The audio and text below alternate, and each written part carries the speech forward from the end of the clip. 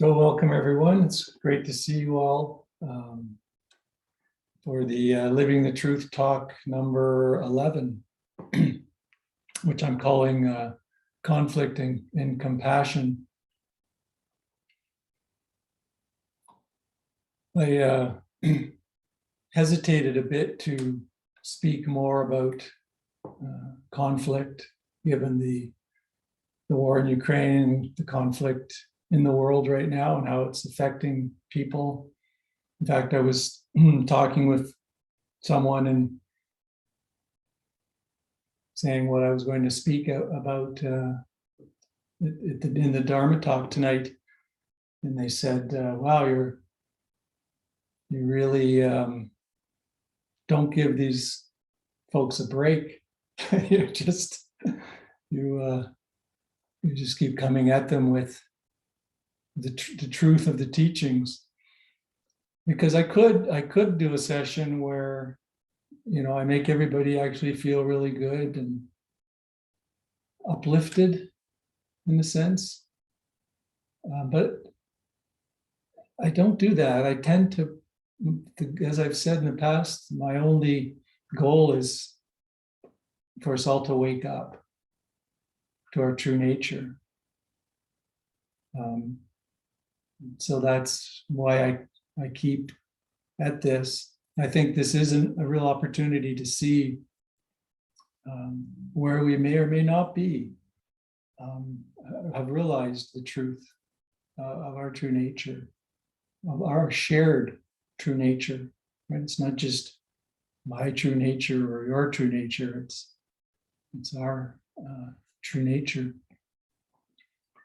So here I am again, perhaps being very direct again, and I really appreciate you all coming. When you saw that title, it could have been it might have been hesitancy, like, what do I really want to talk about? Conflict again? Maybe I just want to have a bath, take a bath, or do something more relaxing than talk about this some more. But so the fact that you're here, it really illustrates to me your deep aspiration for the truth. I really respect that. I give a deep bow to each and every one of you for hanging in there with these difficult teachings. I want to start with a story that the Dalai Lama often tells.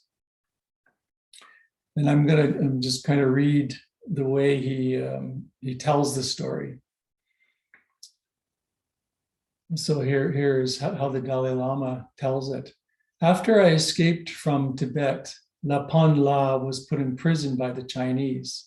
He stayed there 18 years. When he was finally free, he came to India. For 20 years, I did not see him, but he seemed the same. Of course, he looked older, but physically he was okay. His mind was still sharp after so many years in prison. He was still the same gentle monk. He told me the Chinese forced him to renounce his religion. They tortured him many times in prison. I asked him whether he was ever afraid. Lapan La then told me, yes, there was one thing I was afraid of. I was afraid I might lose my compassion for the Chinese.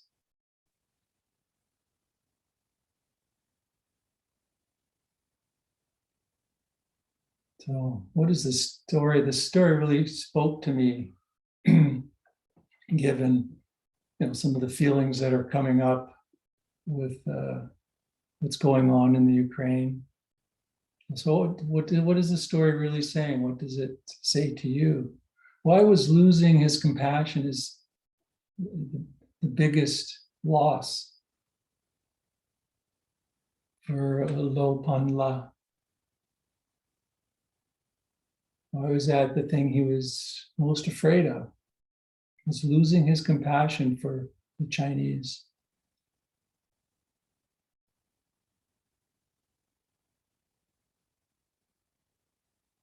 So he's really speaking about losing his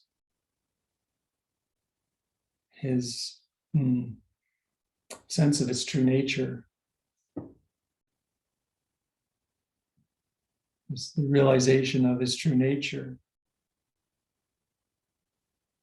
Because if he loses, because losing compassion for any one being is realizing that we're not one. It's pulling back into a notion of separation. That's what he was most afraid of, is slipping back into delusion because of what he was experiencing. So this is really what I'm wanting to talk about, is this notion of compassion. It's not something we need to do or even to cultivate, or to conjure up, I guess is a better word. It's there's insight practices that we practice to kind of evoke it or incline the mind toward it, but it's actually our innate, inherent, natural being is boundlessly compassionate. And the reason is we're one. We're simply one. And so that can be difficult to get our heads around, is with the egoic mind, right? Because the deepest compassion, the boundless compassion, is not something we as egos do. It's not something the egoic mind does. Don't get me wrong, egos being compassionate, it's not a bad thing, right? I'll take a compassionate ego over an uncompassionate ego any day. So it's not a bad thing, but the deepest compassion, touching in our true nature, that boundless compassion, is not something egos do. I think many people come into this practice, in the beginning, and think, I'm going to come into this practice to become more compassionate. So this practice will make me more compassionate. So remember, you're already compassionate, boundlessly compassionate. We're simply recognizing that, realizing that as our true nature. So it's not, compassion isn't something I feel for another. That's what egos would do, feel compassionate for another. So it's not an ego-centered compassion. Because with right view, which we've spoken about in the past, we know deeply that ultimately the notion of self and other is a misperception.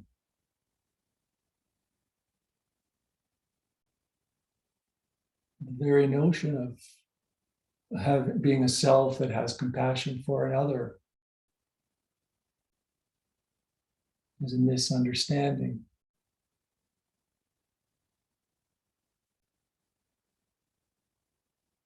So I'm not really speaking of that, this ego-centered compassion. Because that actually comes from an ego-centered grasping as well.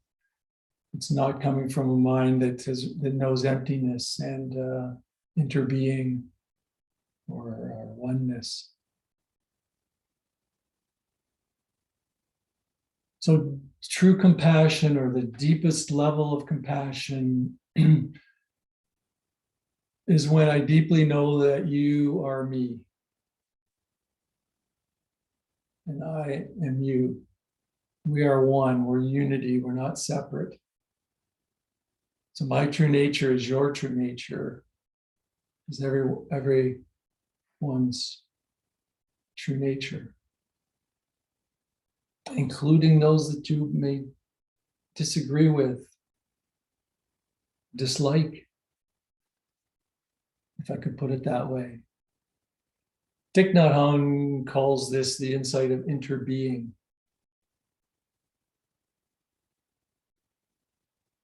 The notion of interbeing, that everything relies on everything else in order to manifest. It's all interconnected. This, what the Buddha calls dependent co-arising or dependent origination. Everything relies on everything else in order to manifest. So in that sense, we're one. We're nature, one nature unfolding.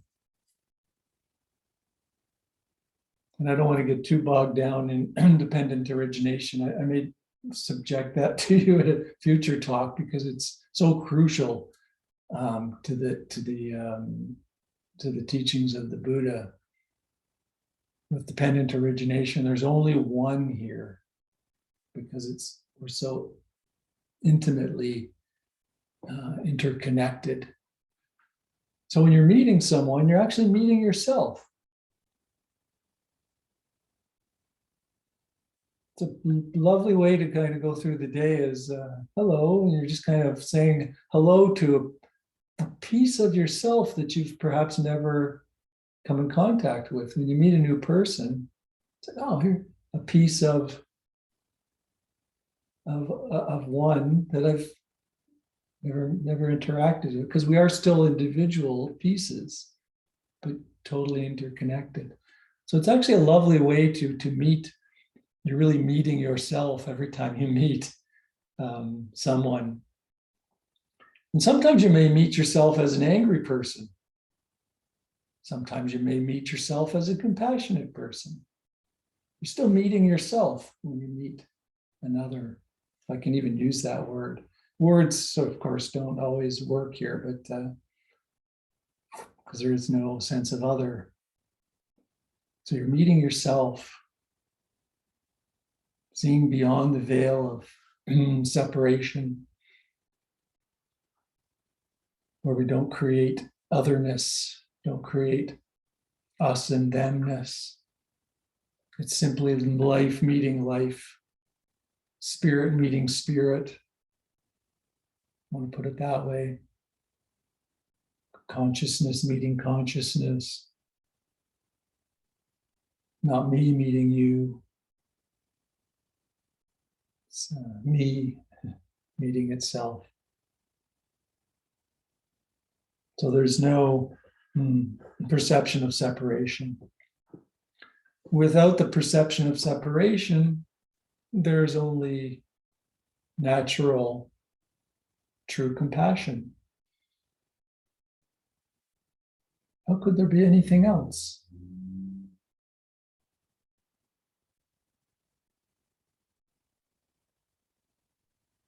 We only lose touch with our boundless natural compassion when we think in terms of separation.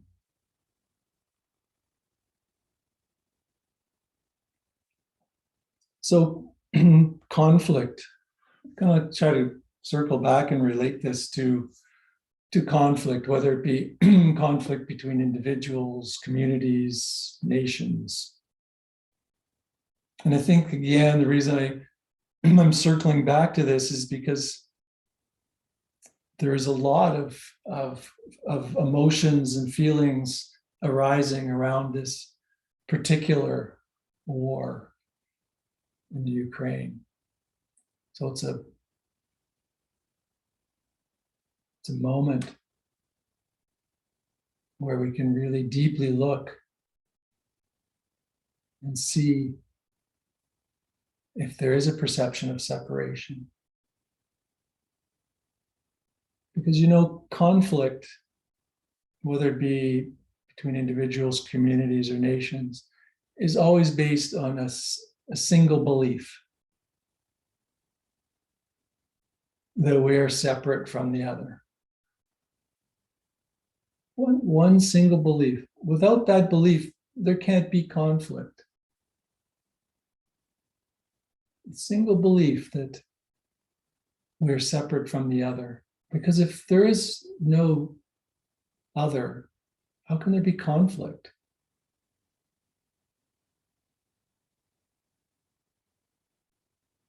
Think of the conflict in the Ukraine. This is the primary belief upon which this conflict is based. So the first step is to free ourselves from that belief. Free from the belief and the feeling that others are others, that we're separate. And to recognize that the being that we are is shared by everyone. This being, our beingness is one beingness shared by everyone and everything. So that's really the first step. To be free from this belief in separation. Where our beingness is shared by everyone, including the people we like, the people we dislike, the aggressors, the victims, are all part of our single one beingness.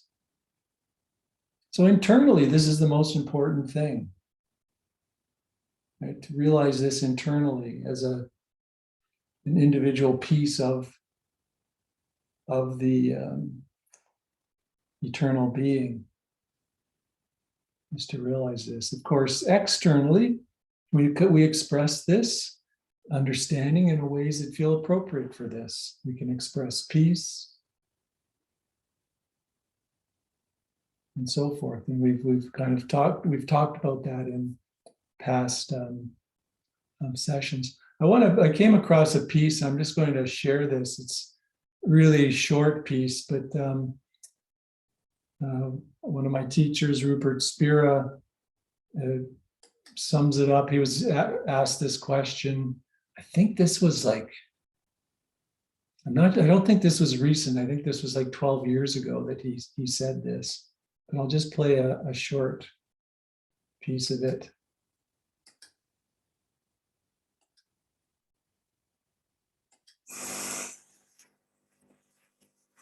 Okay, but if you would say that this life force is good, then how do we explain wars and things like that? Wars are perpetuated by people who don't share this understanding. It's very simple. Wars are created by, they're created by people, but let's say they're created through people. But by the life force, by the same life force that creates everything else. They're created and perpetuated by thoughts and feelings that revolve around being a separate self. All the activities that we know of as war are dominated or come from one single thought. I am a separate self.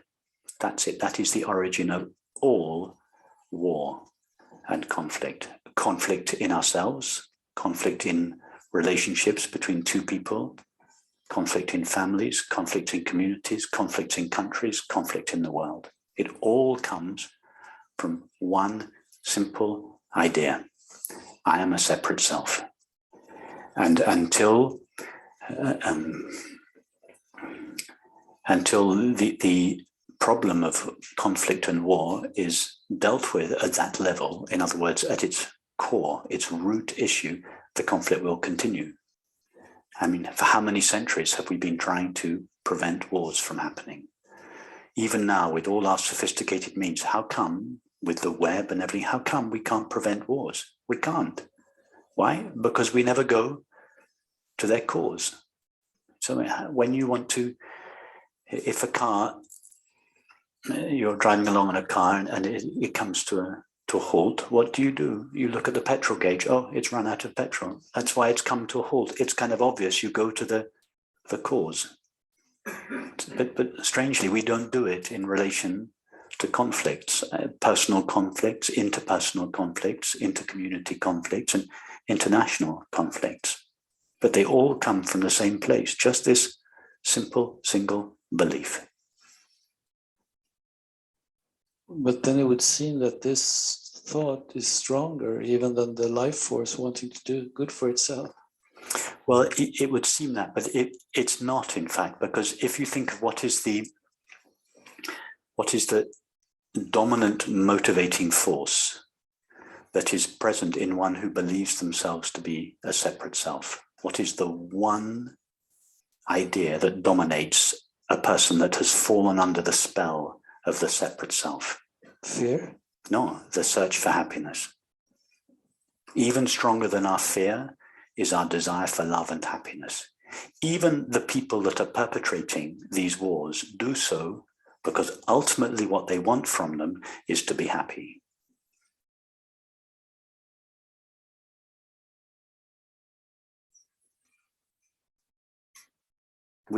Ellen and I watched an extraordinary film a few days ago called Downfall about Hitler's last days. And it was so obvious. He wanted to be happy. He was doing what he thought was necessary for himself and his people to be happy. So even when we have fallen profoundly under the spell of ignorance, the one thing that motivates us is happiness. And what is happiness? The absence of ignorance. That is what everybody truly desires, to be free of ignorance. In other words, to know themselves as they truly are. And that's what happiness is, the knowing of our own being. Now, how each of us goes about securing happiness and love in our lives varies. It is, most of us seek happiness through acquiring objects, substances, and relationships. And some take that to a great extreme, and hence the wars that we're referring to. But they're all these activities are undertaken in order to find one thing, happiness. And our culture has persuaded us to believe that happiness is dependent upon the acquisition of an object, that love is dependent upon the acquisition of a relationship, that peace is dependent upon the acquisition of a particular circumstance. And all the time, this that we long for, love, peace, and happiness, is just lying in our hearts all the time, just there, present at the heart of all experience, available for recognition whenever it is turned towards.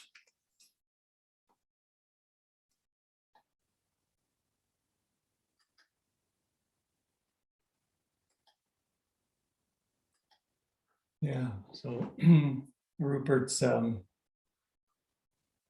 saying the same thing I've been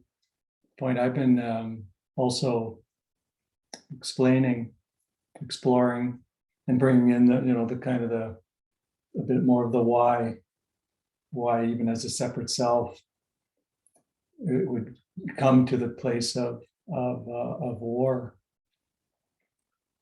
So it's finding that our happiness in this, the way Rupert was talking about it, is actually discovering our true nature.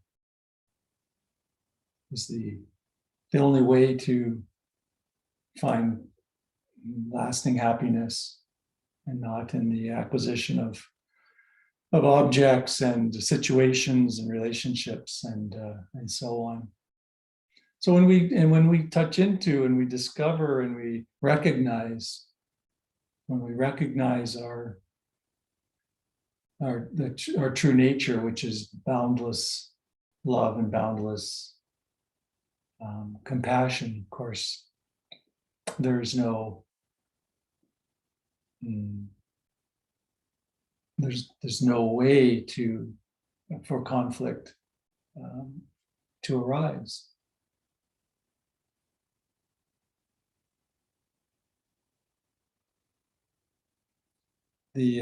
Another Dalai Lama story. I think I perhaps tell these stories now more because he's which kind of represents this aspect of boundless compassion in the face of the situation in Tibet.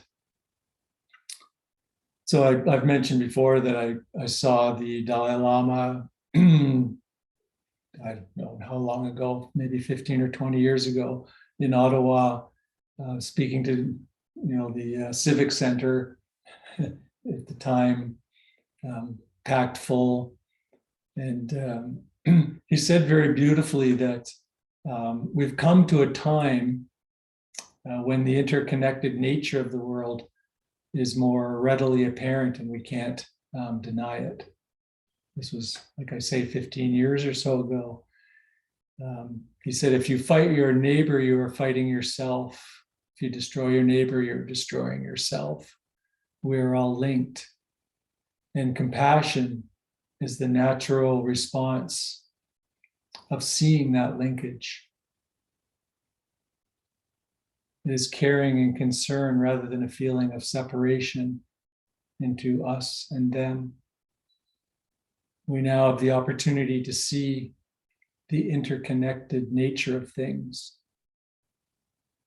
And when you see interconnection rather than separation, when you see interconnection rather than separation, you cannot be other than compassionate.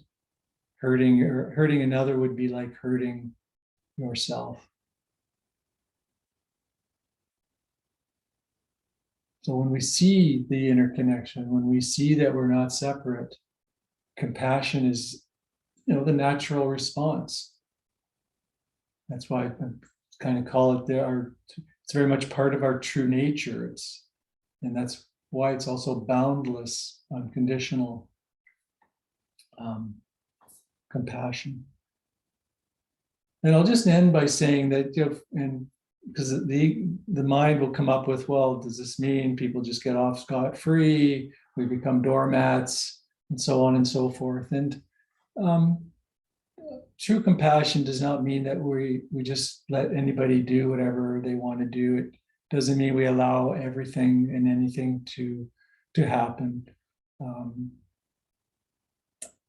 I always use the example of a skillful parent that remains connected,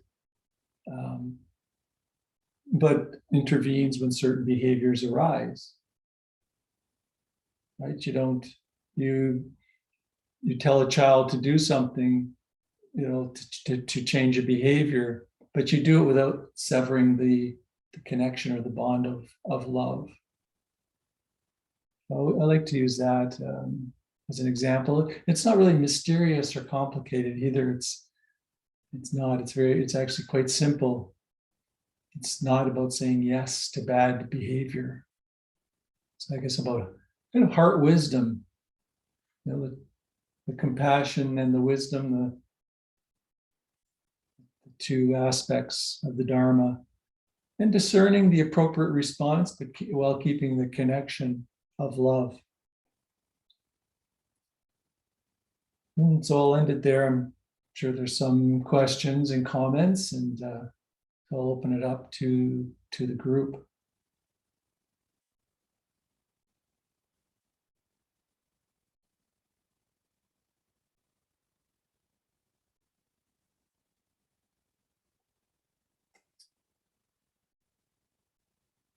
I'm also